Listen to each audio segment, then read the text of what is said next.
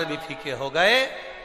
इतना फीका कर दिया विरोधियों ने, इतना फीका कर दिया विधर्मियों ने कि जब देखो जब त्योहार आता है और ये अपनी चाल चलना प्रारंभ कर देते हैं। मावा नकली है, दूध नकली है, मावा नकली है, दूध नकली है, और इनकी निगाह में वो चॉकलेट असली है।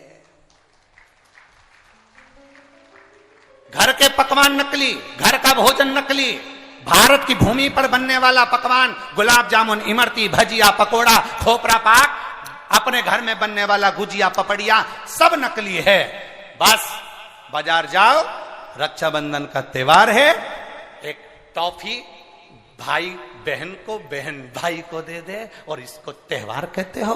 त्योहार वो होता है जो घर की माँ घर में मिठाई बनाए और बच्चों को खिलाए, उसको त्योहार कहते हैं। फीका कर दिया त्योहारों को। जो भी त्योहार आते हैं या तो 2 हो जाएंगे, 3 हो जाएंगे, या फिर इतने छोटे हो जाएंगे कि उसमें आप विचार करते रहोगे कि मैं कल मनाऊं कि परसों मनाऊं। बस इसी विचार में पड़ते रहेंगे। और हमारा सनातन धर्म का जो हमारा एक आनंद है, हमारे जीवन का जो सुख है, त्योहार का जो उत्साह है, त्योहार का, जन्माष्टमी आती थी पहले, लोग ऐसी जन्माष्टमी मनाते थे। रामनवमी आती थी पहले, रामनवमी मनाते थे। रक्षाबंधन आता था पहले, रक्षाबंधन खुशियों से मनाते थे। जब होली आती थी, होली खुशियों से मनाते थे। दिवाली आती थी, दिवाली खुशियों से मनाते थे। संक्रांति आती थी, संक्रांति खुशियों से मनाते थे। जितने त्योहार आते थे एक आता था और उसमें उत्साह, उमंगता, आनंदता होती थी। आज के जमाने में इतना इतना बांट दिया, इतना इतना बांट दिया कि त्योहार को भी 2-4 कर दिए तो लोग विचार में पड़े रहते हैं। अब करें तो करें क्या, अब विचार करें तो करें क्या। टॉफियों को इतना जरूरी बता दिया कि घर में मेरी माताओं के हाथ की बनी हुई गुलाब जामुन, खोपरा पाक, गुजिया और पपड़िया कोने में पड़ा रहता है, और वो टॉफी एक मूल हो जाती है, एक चॉकलेट मूल हो जाती है। और हम समझ नहीं पा रहे विधर्मियों को, हम सोच नहीं पा रहे कि हमारे सनातन धर्म पर कुठार प्रहार है ये, हमारे सनातन धर्म को नष्ट करने का प्रहार है ये। त्योहारों पर कौन सा एक, किसी ने बता दिया कौन से शास्त्र, कौन से वेद और कौन से पुराण में लिखा है कि त्योहार पर बहन भाई को तिलक लगाए तो टॉफी खिलाए, चॉकलेट दे। यह हमारा सभ्यता, हमारी संस्कृति और हमारा संस्कार नहीं है। यहां तो यह नियम है, बहन भाई को जब राखी बांधे तो बांधने पर उसने अपनी माँ से जो मिठाई बनाई हो वो थाली में रखी हो और बहन भाई को और भाई बहन को खिलाए, तो माता पिता का आशीर्वाद उसके शरीर में पहुंच जाए, उसके जीवन में पहुंच जाए। हम किन ओर जा रहे हैं? और हम चिल्ला चिल्ला कर कह रहे हैं धर्म की, अधर्म का, प्राणियों में विश्व का हो गया। सीधी बात।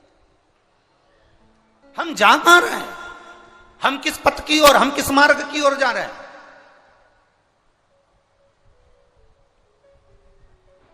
भ्रम में पड़ गया, विचारों में पड़ गया, हम भ्रमित हो रहे हैं, भ्रमित। एक ने कह दिया, सियोर वाला महाराज कहता है शंकर जी पे चढ़ा हुआ जल पीना चाहिए, सियोर वाले महाराज कहते हैं बेलपत्री चढ़ी हुई खाना चाहिए।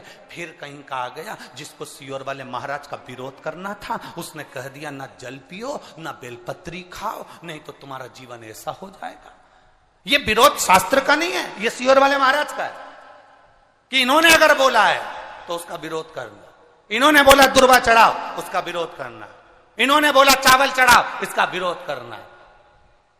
और दुनिया के लोग उनके झाले में पड़ जाते हैं। हमारा नियम, निवेदन है, ना तुम सीहोर वालों की मानो ना तुम किसी की मानो। गीता प्रेस गोरखपुर की शिव पुराण बाजार से लेकर आओ, उसको दिल से धीरे धीरे पढ़ो, उसमें सब मिल जाएगा तुमको जो सीहोर वाला अपनी व्यासपीठ से बोलता है।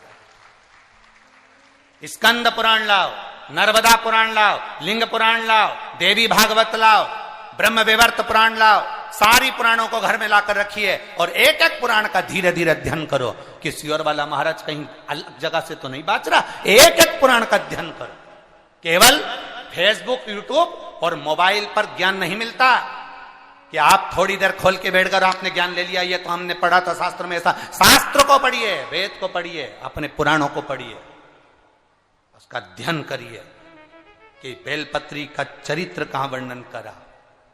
एक बेलपत्र दान का जो वर्णन हमारे शास्त्रों में किया गया, एक वृक्ष लगाने का फल हमारे शास्त्रों में कहा गया, एक भूखे व्यक्ति को भोजन कराने का फल हमारे शास्त्रों में कहा गया, उसको पहचानिए।